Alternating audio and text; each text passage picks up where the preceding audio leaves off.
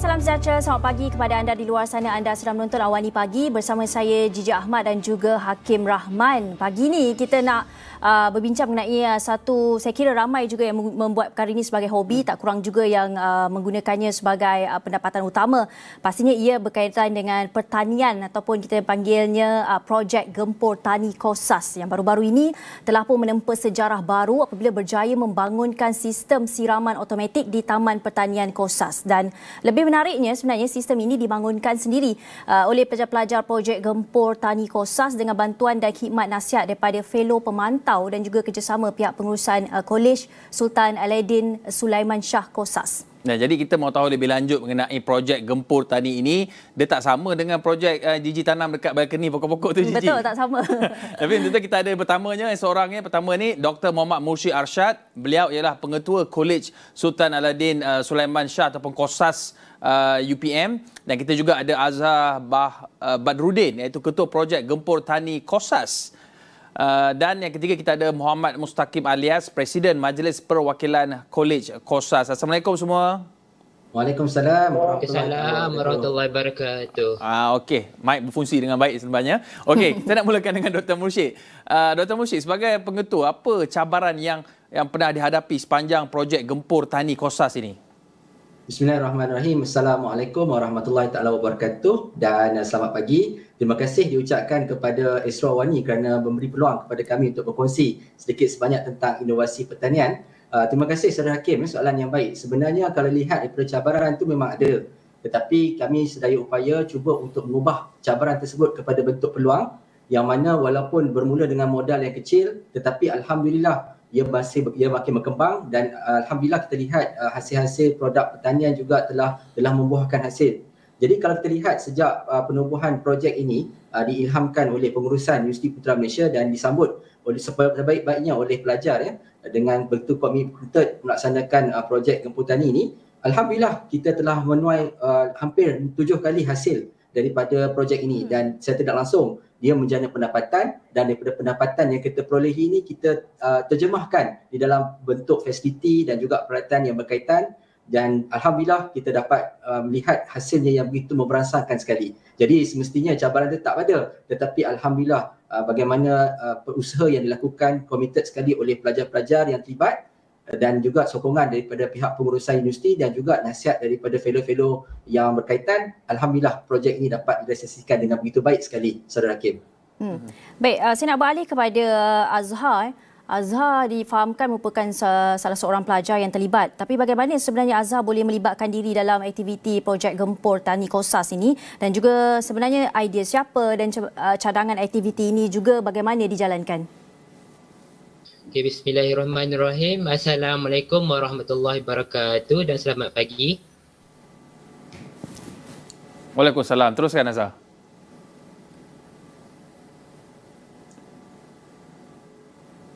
Azhar boleh teruskan Azhar?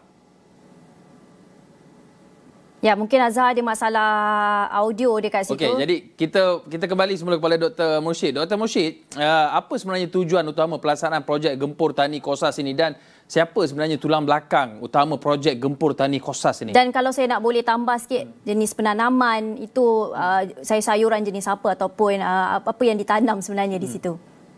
Okey, terima kasih kepada saudara Hakim dan juga Izzy ya. Sebenarnya kita lihat pelbagai aktiviti yang dilakukan. Sebenarnya tujuan untuk idea menginspirasikan Taman Pertanian ini sebenarnya adalah untuk memberi peluang ya kepada pelajar-pelajar kita untuk melakukan aktiviti.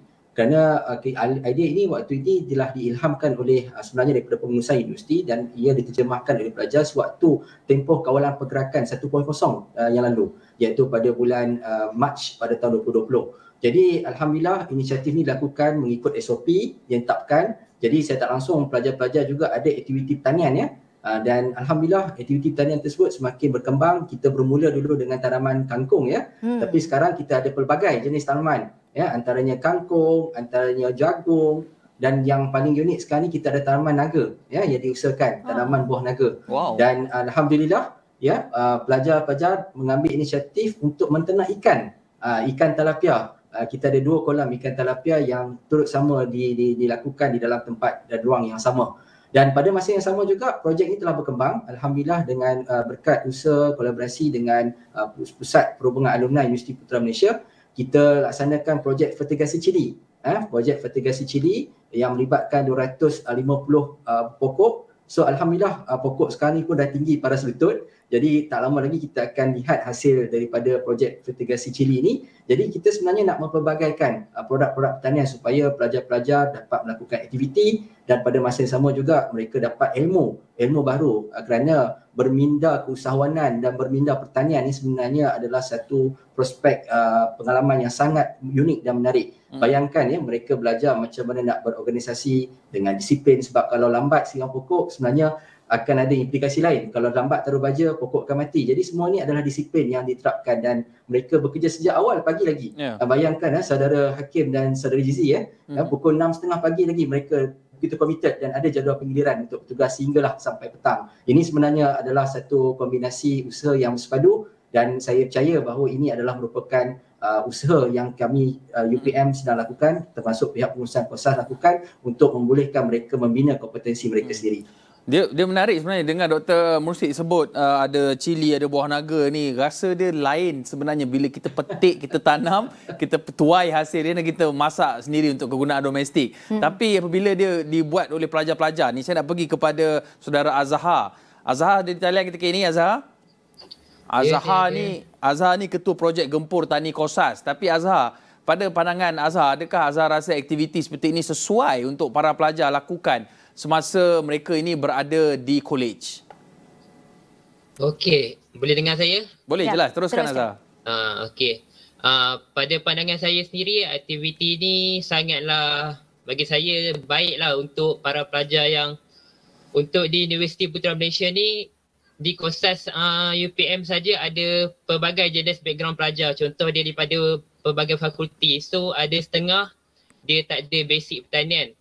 So daripada aktiviti ini sikit sebanyak dia at least tahulah benda tu. Walaupun one day dia habis dia punya study, dia tak ada kerja, dia boleh applykan apa yang dia dapat semasa dia kat college. Okey, terima kasih. Itu saja.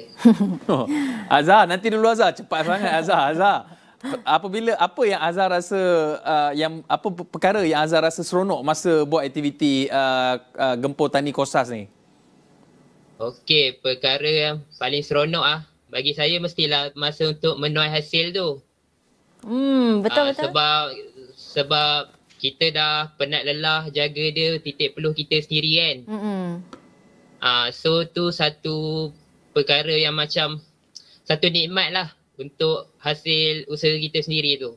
Okay. Baik, saya nak beralih kepada Mustaqim. Mungkin Mustaqim sebagai kita lihat sebagai presiden pelajar sendiri dalam di Kosas, presiden Majlis Perwakilan Kolej Kosas sendiri. Apakah mungkin Mustaqim lihat kebaikan yang dapat dicedok dengan melakukan aktiviti seperti ini? Assalamualaikum warahmatullahi wabarakatuh. Salam. Baik, daripada soalan yang diberikan sebentar tadi, apakah yang boleh kata dapat kelebihan kepada kita pergi kepada beberapa kumpulan lah. Pertama sekali kepada kumpulan pelajar sendiri, iaitu Kolegiat Kosas sendiri, apa yang mereka dapat daripada projek Gempur Tani Kosas ini. Yang pertamanya seperti yang Azhar katakan sebentar tadi, pengalaman yang orang kata tidak dapat dicari di mana-mana lain selain daripada di Kosas sendiri. Itu kalau dapat menyertai aktiviti pertanian ini. Pertamanya ada aktiviti penanaman, membatas, kemudiannya menyiram dan seterusnya membaja. Dan ini merupakan pengalaman yang nilainya tinggi dan dapat para pelajar dapat menyertainya dan terus dapat mengaplikasikannya.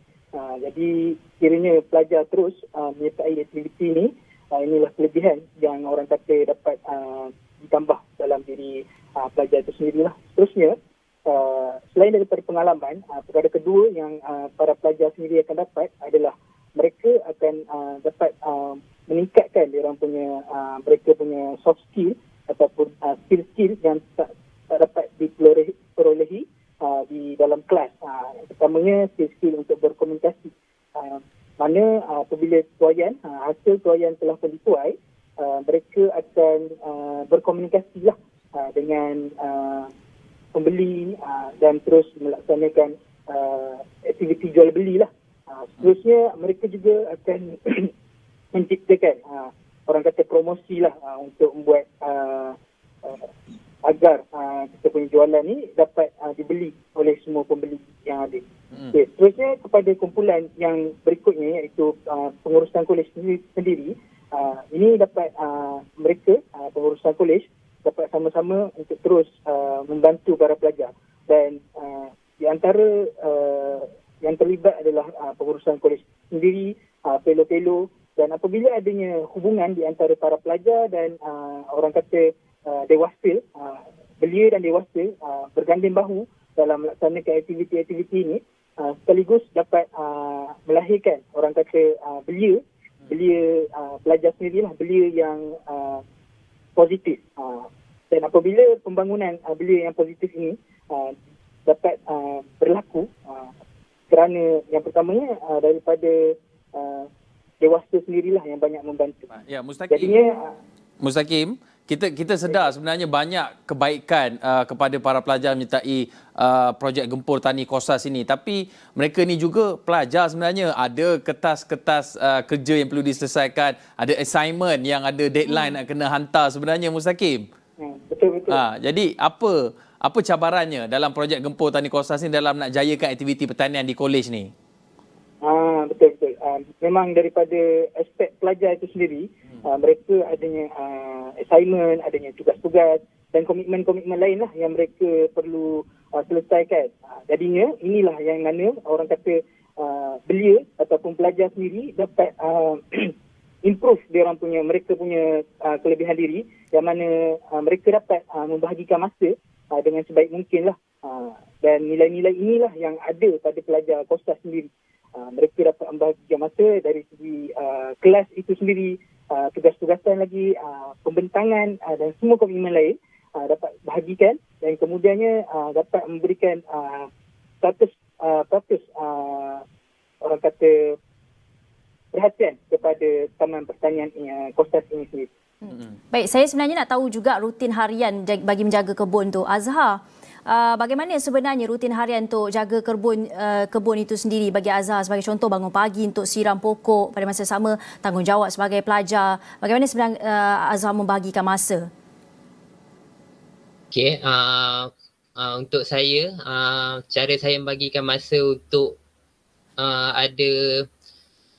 untuk bagikan antara projek dengan waktu belajar saya, pertama sekali saya ada jadual untuk diri saya sendiri.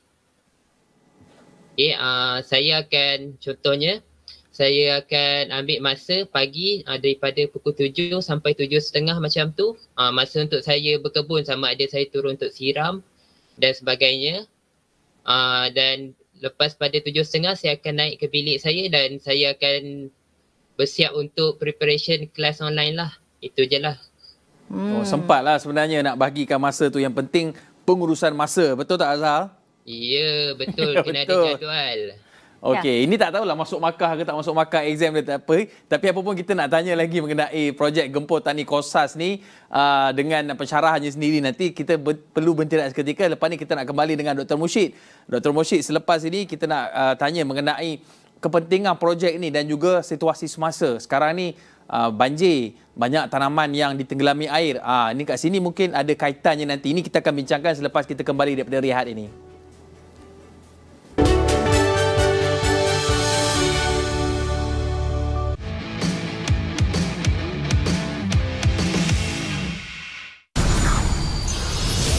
Selamat datang ke tahun 2022.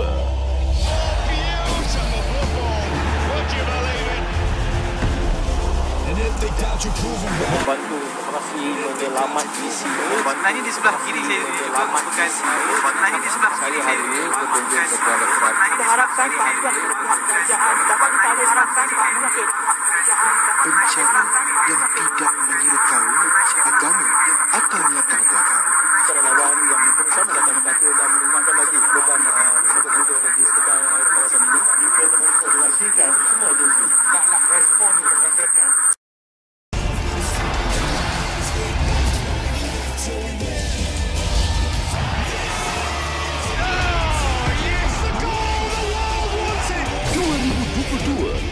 sukan terhebat. Layari laman web atau WhatsApp kami untuk maklumat lanjut.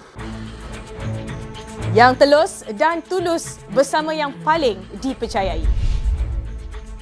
Suara Malaysia, segenap dimensi, bergema merentas platform. Seimbang, terkini, laporan khas dan eksklusif. Saksikan segmen Sinar Awani Setiap hari 8 malam di saluran 501 Astro Awani. The government is extending the reduction of the statutory contribution rates for EPF until June 2022. Malaysia will reopen its international borders to tourists through a pilot project in Langkawi starting November 15th. Malaysia will set strict SOPs before receiving 32,000 foreign workers in the palm oil plantation sector. Penalties imposed on those caught breaking COVID-19 rules and regulations will revert to their original values.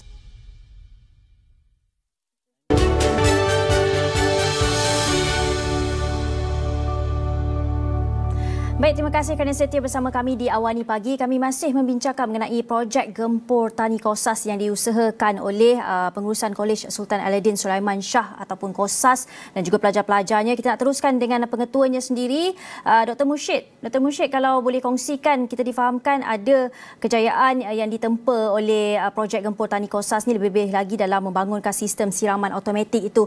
Boleh diterangkan mengenai sistem siraman automatik itu, kerana kalau saya mengikut pembacaan saya, sistem siraman automatik itu memang sudah dicipta sebelum ini. Mungkin apa sebenarnya keunikan daripada Kosas itu sendiri? Okey, terima kasih Saudara Jizi. Sebenarnya sistem siraman automatik yang dihasilkan sebenarnya unik ni kerana dia adalah kombinasi sinergi antara pelajar-pelajar projek Gempur Tani Kosas, pelajar Kosas, fellow dan juga pihak pengurusan. Inisiatif yang dilakukan ni sebenarnya unik kerana kita banyak menggunakan bahan-bahan yang harganya murah.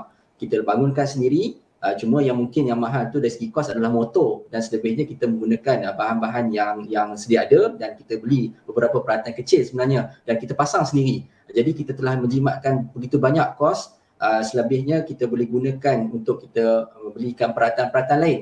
Jadi saya tidak langsung projek ini telah dapat menjimatkan banyak dari segi kos, dan pada masa yang sama juga kita dapat memberi peluang kepada pelajar untuk bagaimana pengalaman memasang dan juga untuk mengkoordinasi serta mengaktifkan sendiri sistem yang katakan semburan pada setiap hari. Jadi sebenarnya ini merupakan satu pengalaman yang berharga pada mereka, dan yang semestinya kami pihak pengurusan sentiasa menyokong, sentiasa memberi sokongan, galakan untuk mereka terus lebih berkreativiti, dan alhamdulillah perancangan kami kita akan bangunkan lagi satu sistem semburan tanaman yang akan dicipta sendiri mengikut kesesuaian di taman pertanian yang sama tetapi mengikut tanaman yang lain. Jadi alhamdulillah setakat ini ia berjalan lancar proses untuk kita merancang untuk fasa kedua ini, dan pada masa yang sama juga kita sekarang ini turut mengkoordinasikan sistem hidroponik juga. Jadi semburan fertigasi pun kita lakukan juga. Jadi semburan fertigasi pun kita ada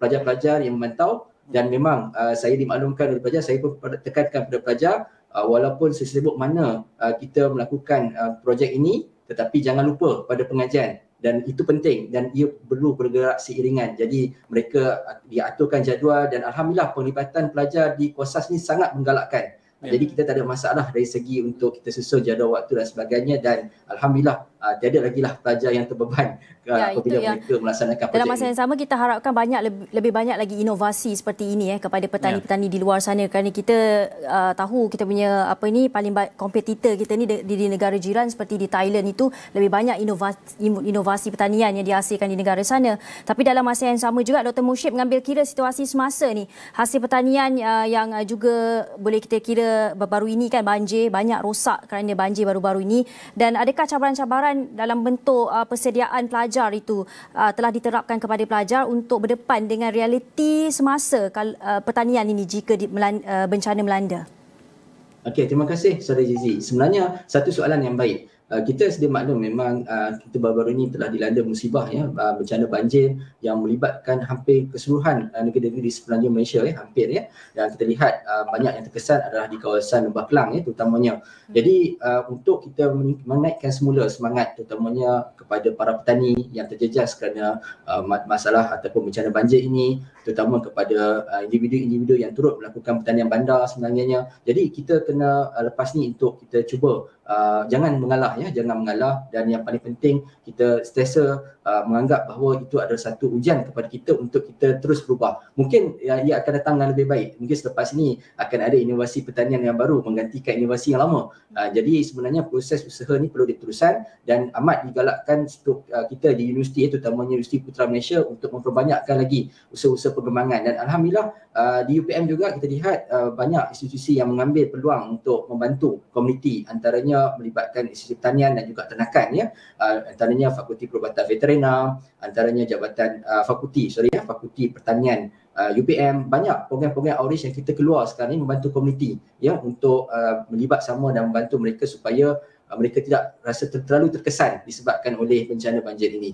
Dan elemen yang sama juga kita terapkan kepada pelajar untuk bersedia melihat, kerana kita tidak boleh menjangkakan sebarang musibah, tetapi risiko itu tetap ada. Jadi sebagai seorang graduan yang memiliki pengetahuan dan juga kemahiran, pada masa sama juga dengan adanya nilai tambah pengalaman mereka menguruskan projek pertanian ni, banyak kali ditekankan yang bahawa pengurusan risiko itu perlu. Dan bagaimana cara kita untuk melihat ia adalah peluang yang mungkin kita boleh tambah baik, dan pada masa sama juga kita perlu melihat bahawa pelajar perlu tahu bahawa risiko ni tak ada di mana-mana, tetapi bagaimana mereka dapat mengubah cabaran ini kepada bentuk peluang. Ya, tapi ini satu perkara yang baik sebenarnya di pihak pengurusan KOSAS UPM melihat apa yang seperti Dr. Mursyid sebutkan. Tapi bagaimana pula dengan para pelajar? Jadi saya nak pergi kepada Mustaqim Alias. Mustaqim, Presiden MPP College KOSAS ni. Mustaqim, apa akhirnya end goals dalam projek Gempur Tani KOSAS ni? Apa yang diharapkan selain daripada markah daripada pengetua macam Dr. Mustaqim lah, tapi apa sebenarnya end goals yang Mustaqim dalam mewakili pelajar-pelajar ini harapkan dengan wujudnya projek-projek seperti projek Gempur Tani KOSAS ini? Okey, baik. Terima kasih saya ucapkan. Okey. So soalan ni memang orang kata banyak yang bertanyakan lah, apa selepas ini? Apa yang akan berlaku selepas ini? Jadi dari segi pelajar itu sendiri, penerimaan mereka daripada projek Gempur Tani ini, apa yang mereka akan bawakan kepada masyarakat seterusnya. Lepas mereka dah belajar cara-cara penanaman, inovasi-inovasi yang baru, dan mereka bawa kepada komuniti-komuniti luar dan membantu mereka. Itulah yang kita ingin capai sekarang, yang mana mereka ada ilmu dan kemudiannya mereka sampaikan kepada yang lain. Seterusnya apabila penyampaian ilmu ini berlaku, komuniti-komuniti luar dapat sama-sama terus membangunlah, dan seterusnya pertanian di Malaysia akan terus majulah. Itu merupakan end goals-nya. Apa yang akan berlaku selepas itu. Kita nak juga tanya pada Azhar Badruddin, Ketua Projek Gempur Tani KOSAS ni. Azhar, ada Azhar? Ya, saya ada. Okey, Azhar sendiri orang yang hands on, yang pegang sendiri rumput, yang gembur tanah, yang bercucuk tanah menguruskan projek itu.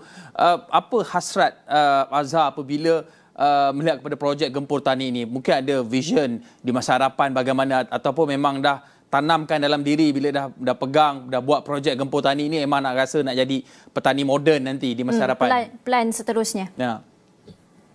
Okay, terima kasih pada soalan yang sangat baik sekali. Okey. Pada saya, harapan saya sendiri, saya berharap apa yang kami mulakan pada hari ini, projek Gempur Tani KOSAS ni akan berkekalan lah sehingga untuk pendedahan kepada generasi seterusnya.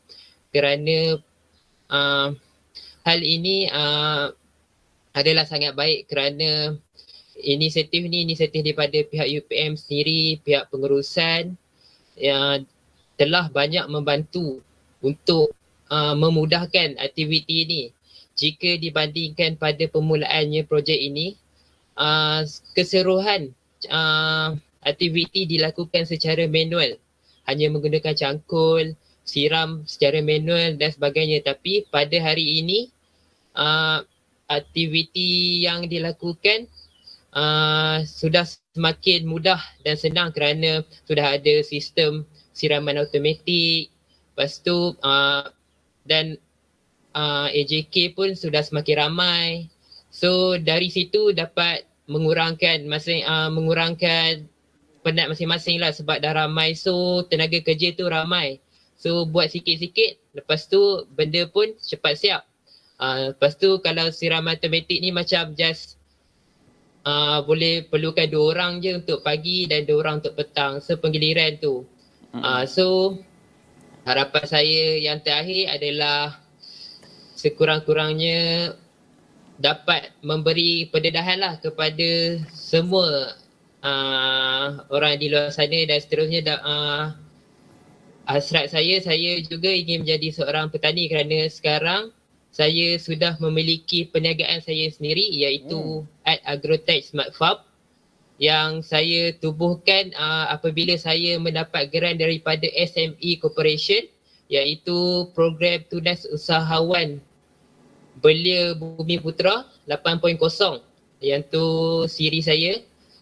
Dan alhamdulillah sekarang saya sudah mula sikit-sikit perniagaan saya.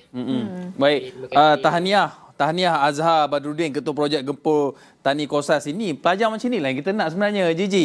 Dan tahniah juga kita ucapkan kepada Dr. Mursyid Arsyad, Pengetua Kolej Sultan Alauddin Sulaiman Shah ataupun Kosas UPM, menyelia pelajar-pelajar ini, melahirkan pelajar-pelajar seperti Azhar. Azhar ni bagus orangnya.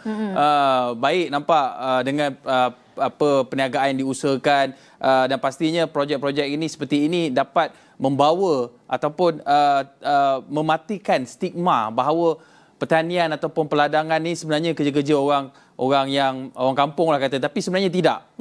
Dan ini dibuktikan sendiri oleh Kosas UPM ini. Tahniah kita ucapkan kepada semua yang terlibat dan terima kasih juga kepada kesemua tetamu kita, Dr.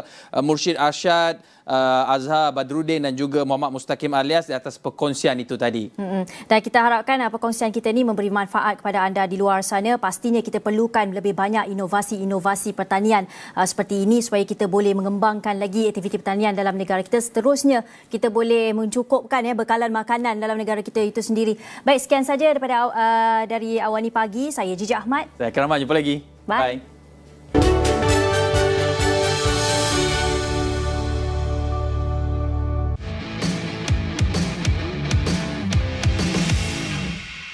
Belum pun reda kes buli